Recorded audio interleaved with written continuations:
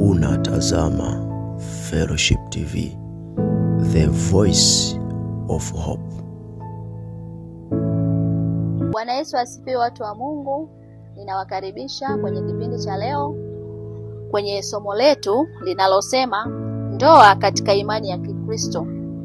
Na somo letu la leo linaongozwa na neno kutoka katika kitabu cha Mwanzo ule mlango wa 2 mstari wa 24.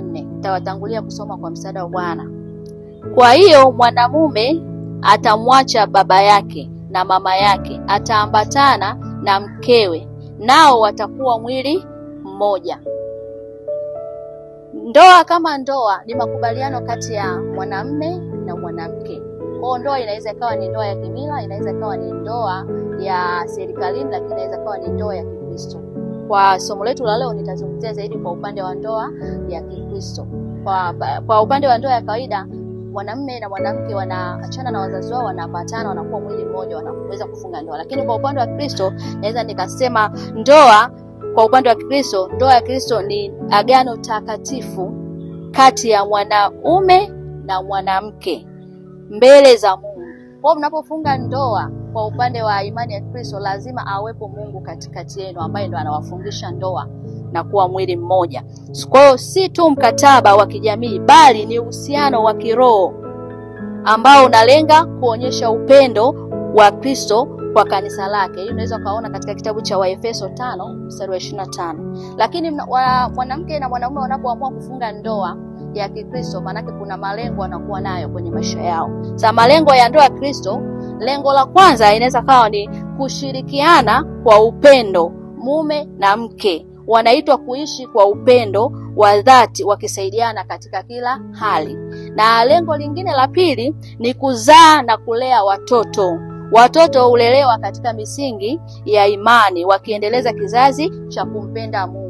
Kwa kama ni ndoa ya Kristo imefungwa na Mungu mwenyewe, maana hata wale watoto watakaozaliwa katika hiyo ndoa wanatakiwa waendeleze ule upendo wa Kristo ndani yao. Watoto wakue katika misingi ya Mungu. Kwa watu wanaungana kwa ajili ya kupata watoto ambao wataendeleza ule upendo wa Mungu katika ndoa yao. Lakini lengo lingine la tatu ni kuepuka uasherati. Ndoa husaidia kuzuia tamaa zisizo na mpango kwa mume au mke, wanaridhishana kihalali. Na hii unaweza kusoma katika kile kitabu cha Wakorinto wa kwanza ule mlango wa 7 mstari wa 2. Lakini lengo lingine la 4 ni kuonyesha mfano wa Kristo na kanisa.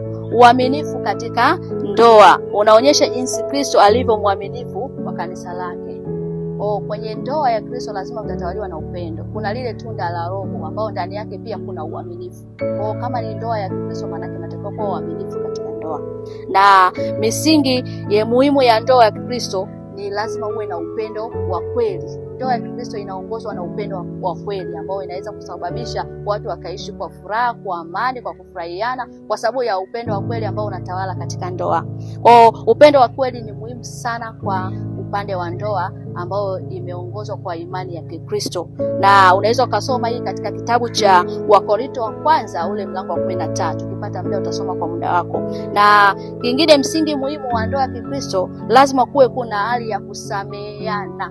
Mume na mke mnapoishi muwe mna hali ya kusameheana, kwa sababu nyinyi ni binadamu, kila mmoja ana mapungufu. Kwa mnapoishi, kumbuka kila mmoja na mapungufu yake. Mnatakiwa muwe na hali ya kuchukuliana, na makosa yakitokea muwe na ile hali ya kusameheana. Kwa kusameheana lakini pamoja na kuvumiliana. Hii unaweza kusoma katika kitabu cha Wakolosai 3 ule mstari wa 13. Na kingine, msingi muhimu wa ndoa ya Kristo, lazima muwe watu wa kumtii Mungu. Natakiwa kumtii Mungu wote kwa pamoja. Na hii unaweza kusoma katika kitabu cha Misali 3 ule mstari wa 5 mpaka wa 6. Utasoma kwa muda wako. Lakini pia cha mwisho, msingi muhimu katika ndoa ya Kristo ni kuheshimiana. Hii unaweza kusoma kwenye Waefeso 5 ule mstari wa 21 mpaka 33. Heshima ni muhimu sana. Heshima inaleta ile umoja. Kila mmoja anapomheshimu mwenzie, mnakuwa na ile hali ya kuwa pamoja na kukaa pamoja na kupanga pamoja na kunia pamoja. Hiyo ndo msingi wa muhimu sana ambao unatakiwa watu waliokuwa wamefunga ndoa kwa imani ya Kristo wanatakiwa kuwa nayo. Na kwa kuhitimisha, naweza kusema kwamba ndoa ya Kikristo ni zawadi kutoka kwa Mungu. Inahitaji maombi. Naamini wakati kabla ya wakifunga ndoa walikuwa pamoja, kila mmoja alikuwa anaomba.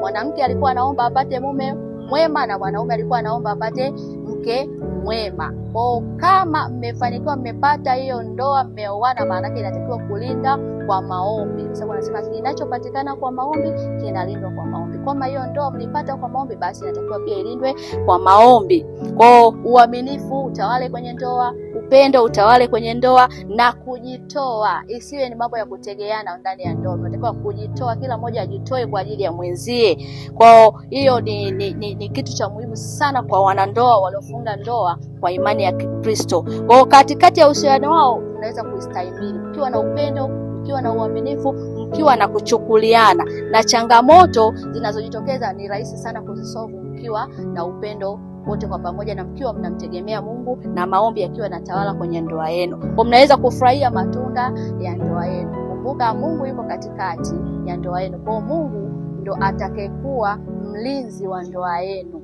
Na watu mkishaheshimiana wenyewe, na watu wengine watawaheshimu, kwa sababu Mungu anasema ndoa inaheshimiwa na watu wote, na wale wazinzi na washerati Mungu wahukumia adhabu. Kwa kama ni ndoa ya Kristo, maana yake Mungu yuko katikati yenu, atawalinda, na watu wote watakaojitokea kuvunja, maana yake Mungu atawahukumia adhabu. Kwa natakiwa kulinda kwa maombi. Mungu awabariki, tukutane tena wakati mwingine. Barikiwe sana.